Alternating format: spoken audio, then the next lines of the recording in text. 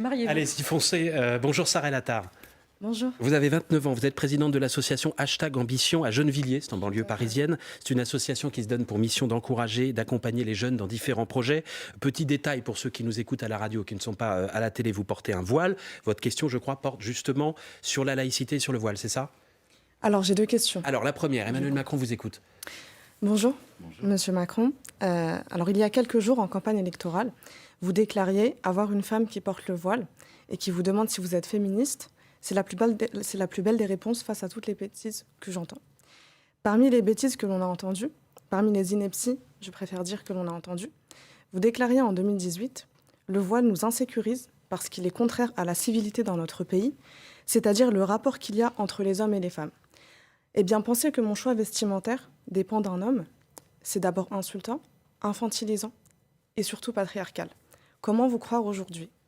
Qu'avez-vous à nous dire, nous, citoyennes françaises, qui avons été encore une fois, et plus que jamais fustigées ces dernières années, pour un simple foulard, sans qu'aucun dirigeant ne daigne dénoncer cette injustice, pointée du doigt dans les écoles, les administrations, les entreprises, lors des sorties scolaires, sur les plages, dans les piscines, dans les boutiques, au restaurant, au sein des associations, les assises citoyennes, les partis politiques, sur les plateaux télé, bref, dans tout lieu de vie. Qu'en est-il de toutes ces citoyennes françaises qui ne demandent que deux choses, jouir de leur liberté et avoir la paix ? Merci. Alors, dans l'énumération que vous avez faite, je vais faire une distinction parce que c'est la laïcité française. Dites-moi. À l'école, il n'y a pas de voile.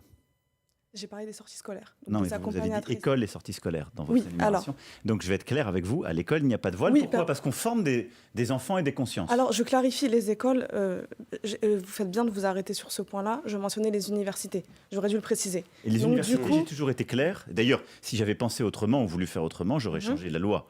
Et donc, il y a une loi qui date depuis 2004, mais j'ai toujours été très clair, y compris pour ma part, sur les accompagnatrices de sorties scolaires. Oui. Et c'est d'ailleurs pour ça que je me suis toujours opposé à ce qu'on change les choses. D'accord. Donc, de manière très claire, qu'est-ce que c'est la laïcité ? C'est la possibilité de croire ou de ne pas croire. C'est une loi de liberté. Et c'est de dire, dans la société française, vous pouvez croire ou ne pas croire. Ça n'est pas mon sujet. Mais à côté de ça, c'est de demander à toute personne, quelle que soit sa religion, de respecter toutes les lois de la République.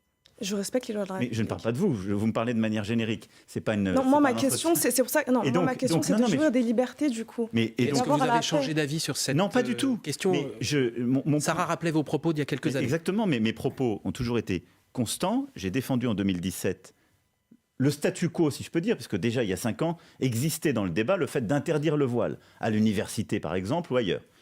Je me suis toujours opposé à cela. Regardez les 5 ans qui viennent de s'écouler. Est-ce que j'ai changé quelques règles que ce soit sur le voile ? Non. Non.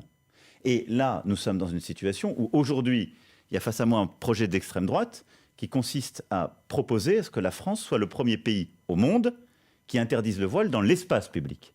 Mais au niveau de votre positionnement, vous avez dit que le voile, permettez-moi, que le voile était contraire à l'égalité homme-femme. Et aujourd'hui, vous dites que c'est compatible avec le féminisme. Mais si on sort tout de son contexte... Non, j'ai pas dit que c'était contraire à l'égalité femmes-hommes. J'ai jamais dit ça. C'est pour ça que j'ai demandé à cette jeune fille, quand j'étais à Strasbourg il y a quelques jours, est-ce que c'est votre choix ? Elle m'a dit oui, c'est mon choix. Parce que ce qui existe aussi, ne soyons pas naïfs, il y a des quartiers où les jeunes filles ne voudraient pas avoir de voile.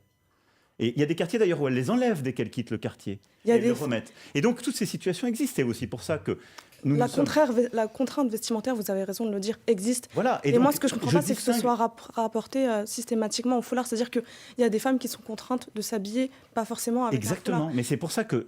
Et par définition, pardonnez-moi, mais la question, encore une fois, elle est infantilisante. Le simple fait qu'on puisse penser par défaut que ce n'est pas un choix imposé, on le voit très bien dans la sphère médiatico-politique, c'est ce qui revient par défaut. Encore une fois, c'est infantilisant. On a des hommes, des femmes, des hommes, des femmes, malheureusement, qui utilisent ces propos et qui vont jusqu'à dire non, mais de toute façon, tu penses que c'est ton choix, mais ce n'est pas ton choix en réalité. Je ne m'avais jamais entendu dire cela. Je ne vous ai pas entendu dire ça, mais je vous dis que le fait de le penser par défaut, c'est infantilisant et c'est patriarcal. À titre personnel, pour moi, la question du voile n'est pas une obsession. C'est-à-dire que... Ça a été l'obsession du quinquennat dont vous avez été président. Pardon, ça fait des années en France, ça dure. Il y a eu la loi de 2004 qui interdit. Parce que c'est un symptôme, c'est ça ce que je veux dire, c'est un symptôme de quelque chose, d'une tension qu'il y a dans la société. Donc c'est pour ça que moi j'ai essayé plutôt de séparer les problèmes, parce que les gens confondent tout dans le débat public. Et donc ce que j'ai essayé de faire durant ce quinquennat, c'est d'abord que nos compatriotes dont la religion est l'islam puissent la vivre de manière la plus apaisée possible. Il y a de la tension, elle continue à être là, ça ne s'est pas envolé. Donc, mais ça a été de ne pas changer les règles et que chacun et chacune se respecte. La deuxième, ça a été d'identifier le problème, qui est que il y a des gens qui, déformant cette religion ou l'utilisant, essaient de sortir de la République. Ce qui n'est pas du tout ce que vous dites, ce qui n'est pas du tout ce que fait une femme qui porte le voile.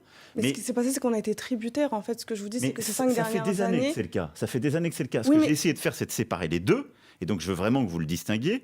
C'est-à-dire de dire, il y a des gens qui, au titre d'une religion, essaient de sortir des jeunes filles, par exemple, de l'école, de les déscolariser, essaient d'expliquer que les lois de la République, l'égalité femmes-hommes n'est pas une réalité, ne doit pas être une réalité dans notre société, justifient des choses qui ne sont pas conformes. Là, j'ai dit, on s'attaque à ces gens-là. On ferme ces associations, on les interdit. Quand il y a des mosquées qui prédiquent des choses qui ne sont pas conformes avec les lois de la République... Est-ce que c'est normal que nous, on ait souffert de ça en n'étant pas concernés? Est-ce que vous trouvez que c'est normal? Non, c'est pour ça que je l'ai à chaque fois fait la distinction. Parce que votre engagement, c'est de réconcilier et rassembler... Exactement, mais ce que je veux dire par là, c'est que si vous laissez, que vous le vouliez ou non, je le déplore comme vous, il y a dans le débat public des gens qui font cette confusion. Et c'est pas votre serviteur qui le fait, mais il y a des gens qui font ça. Il y a des gens de votre gouvernement qui l'ont fait aussi. Je crois jamais sur ces sujets que vous évoquez. Mais en tout cas, moi, je n'ai jamais fait cette confusion. Soyez honnête avec moi. Jamais. Par contre, j'ai voulu m'attaquer à ce qui est un vrai problème pour notre République et pour beaucoup de nos compatriotes et qui pollue la vie de tout le monde. Donc, une fois qu'on a identifié le sujet, ce qu'on a pu appeler le séparatisme, et qu'on le traite, ce à quoi j'appelle, c'est que nos compatriotes, comme vous, dans la religion et l'islam, puissent vivre de manière apaisée. Emmanuel Macron. C'est ce à quoi on aspire. Mais moi aussi, c'est ce à quoi j'aspire. C'est pour ça que j'ai dit ça à cette jeune fille il y a quelques jours. Et c'est pour ça que vous me permettez de rappeler la position. Donc avec moi, il n'y a pas de changement de cette politique. C'est-à-dire il y a une neutralité des services publics. Pas de voile dans les services publics. Il n'y a pas de voile à l'école, au collège, au lycée avec des mineurs. Pour le reste, la société est une société libre. Pour conclure... Et on avance, si vous voulez bien, il faut conclure. Le temps